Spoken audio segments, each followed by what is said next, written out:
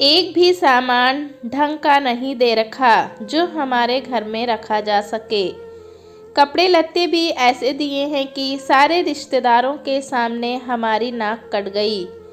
हमने तो सोचा था सरकारी मास्टर की इकलौती बेटी है तो कम से कम ब्याह तो ठीक से करेंगे, लेकिन यहाँ तो रूखी सूखी बेटी विदा करके भेज दी। जब हैसियत नहीं थी हमारे जैसे बड़े घर में बेटी ब्याहने की तो पता नहीं ये लोग बड़े घर में बेटी ब्याहने के सपने क्यों देखते हैं। ममता देवी का पारा बहू का सामान देखकर सातवें आसमान पर चढ़ा हुआ था।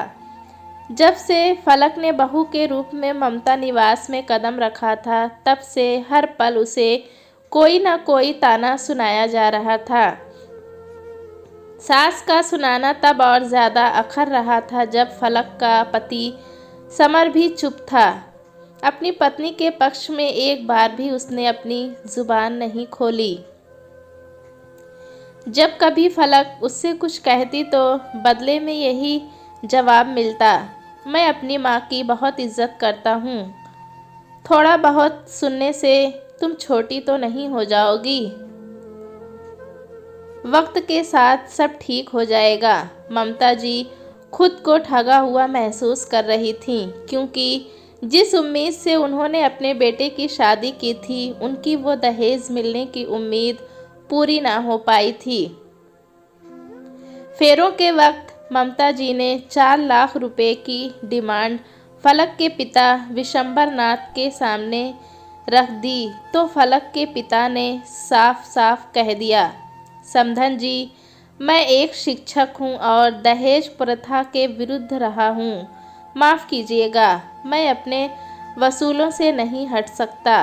अब इस ज़माने में अगर बारात वापस लेकर जाएं तो समाज में लड़की वालों से ज़्यादा लड़के वालों की बदनामी होती है। दहेज लोभी कहलाना भी उन्हें पसंद नहीं था, इसीलिए मजबूरी में बिना दहेज वाली बहू विदा कराकर लानी पड़ी।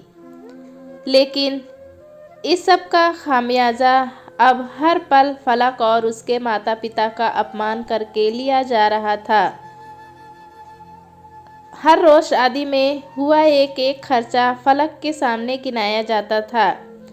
बहू के कपड़ों पर इतना खर्च हुआ, हमने बेकार में इतने गहने बनवाए, वगैरह वगैरह।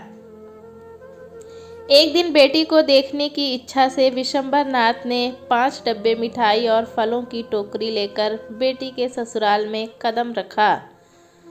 सबको पता था कि समधी आने वाले हैं, लेकिन किसी ने आगे बढ़कर उनका स्वागत नहीं किया। फलक ने जब अपने पिता को देखा तो भागते हुए उनके पास आने लगी। ममता जी ऊंचे स्वर में बोली, ऐसा कौन सा खजाना लेकर आए हैं तेरे पिताजी जो भागी जा रही है। खाली हाथ बेटी को भेज दिया और खुद भी हाथ लटकाए आ गए। अपनी नहीं तो हमारी हैसियत का तो ध्यान रखा होता। फलक से ये अपमान अब बर्दाश्त से बाहर हो रहा था। हार कर उसने अपना मुंह खोल ही दिया। माँ जी, मेरे पिता की हैसियत की बात है तो सुनिए। मेरे पिताजी ने अपनी हैसियत से बढ़कर मुझे पढ़ाया लिखाया है, इस काबिल बनाया है कि भविष्य में ज़रूरत पड़ने पर मुझे किसी के सामने हाथ फैलाने की ज़रूरत नहीं पड़ेगी। मुझे तो लगता है हैसियत तो आपकी नहीं थी बहू लाने की। जब बहू के खाने पहनने का खर्चा उठाने की आप लोगों की हैसियत नहीं थी तो क्या ज़रूरत थी बेटा ब्याहने की। क्या मेरा पति इतना भी नहीं कमाता कि अपनी पत्नी की ज़रूरतें पूरी कर सके। बोलिए माँ जी। फलक की बात सुनकर ममता जी की बोलती बंद हो गई थी। विशंबर जी ने फलक को चुप कराते हुए कहा, बिटिया, हमने तुम्हें संस्कार दिए हैं कि बड़ों का हमेशा मान रखना, लेकिन हक की बात ज़रूर बोलना। अब ये तुम्हारा परिवार है, इसीलिए पूरे मन से अपना कर्तव्य निभाना। और हाँ समधन जी, मैंने अपनी सबसे बड़ी पूंजी फलक के रूप में आपको सौंपी है। हाथ जोड़कर आपसे विनती है कि इसे दिल से स्वीकार करें। रही बात दहेज की, तो वो तो मैं ना कभी दूंगा और ना ही लूँगा। अब फलक आपके घर की इज्जत है, इसीलिए इसकी इज्जत रखना आपकी जिम्मेदारी है। हाथ जोड़कर विशंबर नाथ जी वापस चले गए।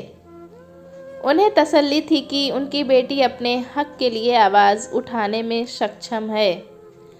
ममता जी को भी समझ आ गया था कि अब उनका पाला किसी गाय से नहीं बल्कि शेरनी से पड़ा है, इसीलिए अब जो है उसे स्वीकारने में ही भलाई है। दोस्तों, कहानी कैसी लगी हमें कमेंट में ज़रूर बताएं।